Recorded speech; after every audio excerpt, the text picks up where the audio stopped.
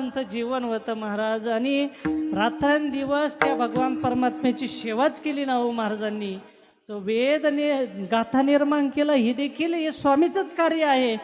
कारण आपल्या भगवान परमात्म्याचं कार्य आहे. माऊलींनी देखील ज्ञानेश्वरी बनवली, हे कोणाचं आहे? ही भगवंताचंच कार्य आहे. कारण त्या भगवान परमात्म्याचाच आदेश आहे. कारण ती गीता आहे, श्रीमद भगवत गीता. आता या ठिकाणी ग्रंथराज ज्ञानेश्वरी पारायण चालू आहे महाराज.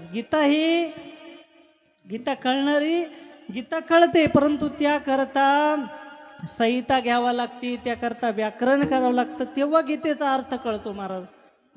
परंतु माऊलींनी सर्वांना कळण्याकरता 56 भाषेचा केला शे गौरव.